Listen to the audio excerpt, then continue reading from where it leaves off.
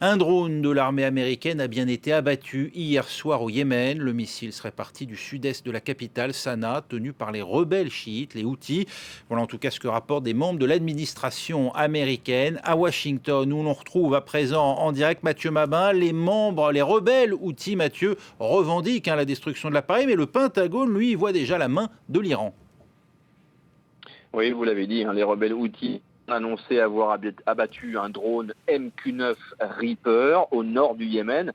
Selon leur porte-parole, c'est même la défense anti-aérienne Houthi qui serait parvenue à abattre l'avion sans pilote. De son côté, le Pentagone n'a pourtant pas réagi tout de suite et pour plusieurs raisons. D'abord, les Américains ne sont pas les seuls à posséder des drones MQ-9 Reaper dans la région. Les autres armées de la coalition qui luttent à leur côté contre les réseaux d'Al-Qaïda depuis plusieurs années en sont également dotés, même s'il s'agit effectivement d'un matériel de fabrication américaine. Il fallait donc le temps au Pentagone de bien vérifier qu'il s'agit d'un drone américain de l'US Air Force.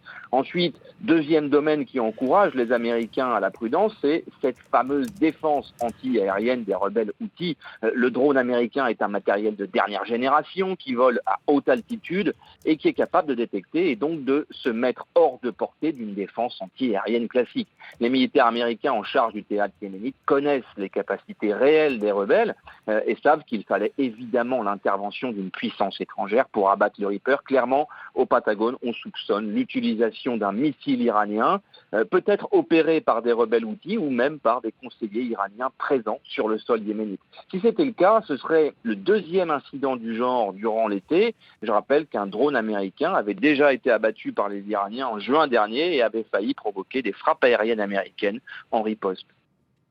Merci Mathieu Mabin avec nous en direct de Washington.